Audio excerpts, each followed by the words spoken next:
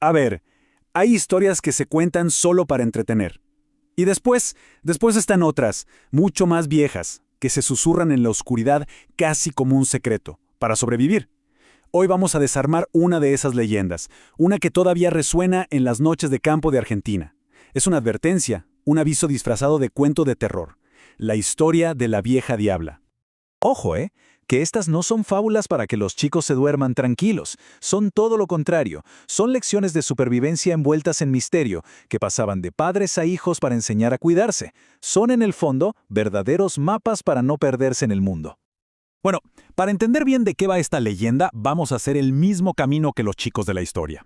Primero, vamos a ver de dónde sale este tipo de relatos. Después, nos vamos a perder con ellos en la noche. Vamos a encontrar esa cabaña, a enfrentar una revelación terrible y a correr para salvar la vida.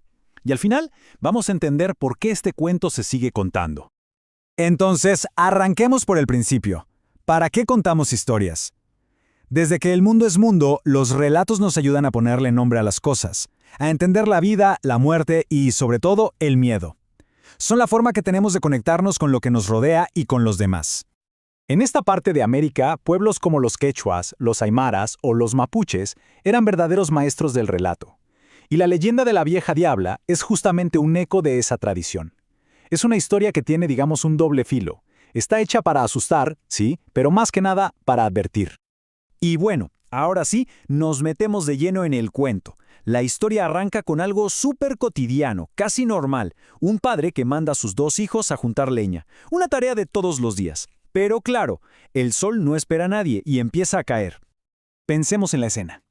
El hermano es apenas un poquito más grande que la hermana. Se ponen a jugar, a correr, a esconderse entre los árboles y sin darse cuenta, se alejan. Demasiado.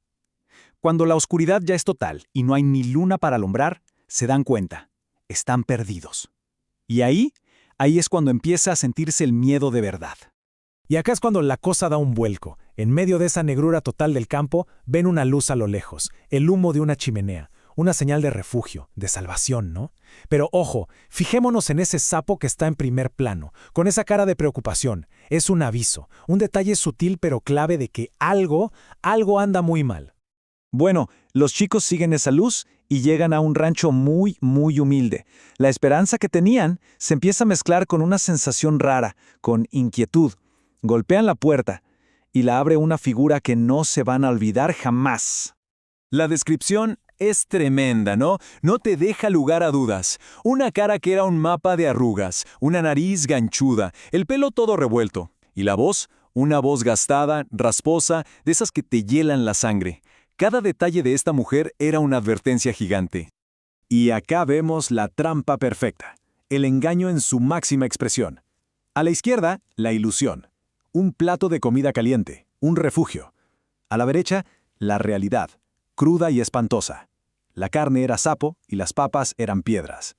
La apariencia de bondad es la primera trampa, y la más peligrosa. Después de esa cena, por decirle de alguna manera, la vieja los manda a dormir. Al nene lo manda a un rincón oscuro, frío. Pero a la hermana, que era rosadita y regordeta, se la lleva a dormir con ella. Y acá, justo acá, la historia llega a su punto más oscuro.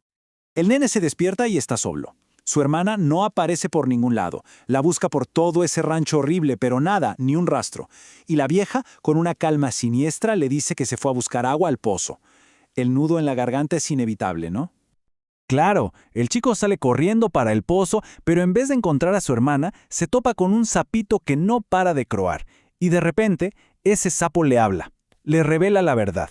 Y con esa verdad, la imagen de la vieja que parecía hospitalaria se rompe en 1000 pedazos y aparece algo muchísimo peor. Ahí está. La frase es brutal, directa, sin anestesia.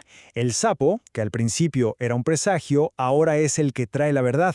Es que en el folclore muchas veces son los animales que están conectados con la tierra los que revelan lo que los humanos no pueden o no quieren ver. La hospitalidad era una trampa y la inocencia fue la carnada.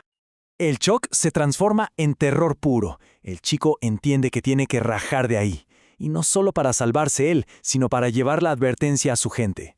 Empieza una carrera desesperada, una carrera por la vida.